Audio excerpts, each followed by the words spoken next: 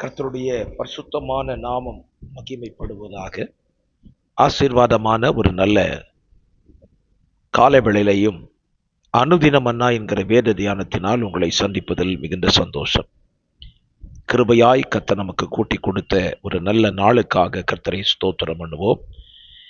இந்த நாள் மார்ச் மாதம் 21 வெள்ளிக்கிழமை காலவேளை.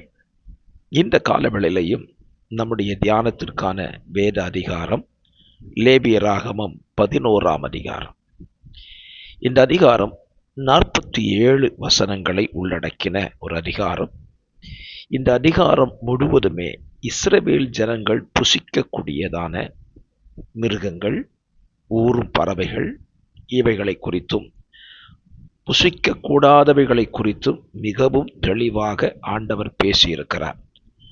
ஒருவேளை தீட்டுப்படுவானால் இந்த தீட்டு நீங்க என்ன செய்ய வேண்டும் என்பதை குறித்தும் இந்த அதிகாரத்தில் பேசியிருக்கிறார்.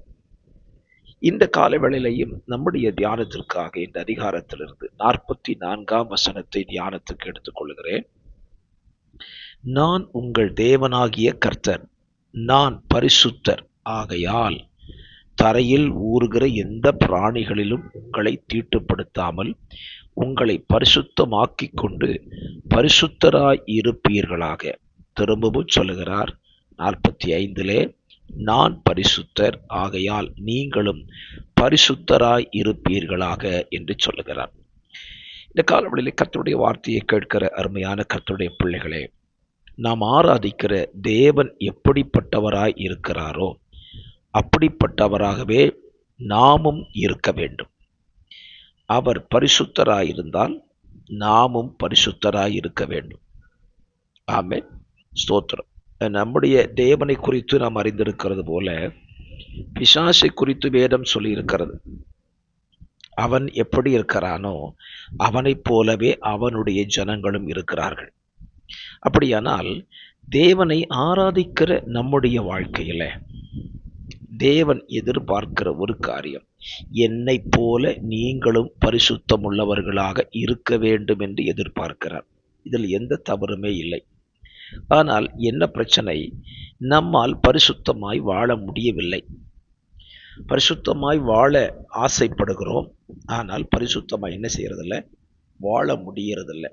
அதனால தான் ஆண்டவர் நமக்கு இப்படி ஒரு வசனத்தை சொல்லியிருக்கிறார். நான் உங்களை பரிசுத்தமாக்குகிற கர்த்தர் என்று சொல்லுகிறார். எப்படி பரிசுத்தமாக்குவாராம்? அவருடைய குமாரனாகிய இயேசு கிறிஸ்துவின் இரத்தம் நம்மை கழுவி சுத்திகரித்து நம்மை என்ன செய்கிறது, பரிசுத்தமாக்குகிறது. அப்படியானால் நமக்கு ஒரு உண்மை புரிய வேண்டும். நம்மை கழுவும்படியான நிலையிலே நாம் இருக்கிறோம், அசுத்தமாய் இருக்கிறோம். ஆகவேதான் அவருடைய இரத்தம் நமக்கு என்ன செய்யப்படுகிறது, தேவைப்படுகிறது. அவருடைய இரத்தத்தினாலே நாம் பாவமற கழுவப்படுவோமானால் அவருக்கேற்ற பரிசுத்தர்களாக நாம் என்ன செய்யலாம், மாற முடியும். இதைத்தான் பேதுரு தன்னுடைய நிருபத்திலே 1ஆம் அதிகாரம் 15ஆம் வசனத்திலே சொல்லுகிறார். நான் பரிசுத்தர் ஆகையால் நீங்களும் பரிசுத்தராயிருங்கள் என்று எழுதுகிறார்.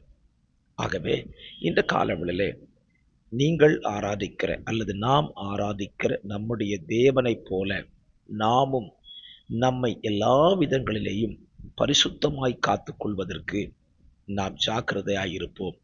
நம்முடைய ஆகாரத்திலே, நம்முடைய உடையிலே, நம்முடைய நடையிலே, நம்முடைய வாழ்க்கை பாதையிலே, எல்லா பகுதியிலேயும் பரிசுத்தராய் இருக்கிறதை விளங்க பண்ண கர்த்தர் உதவி செய்வாராக.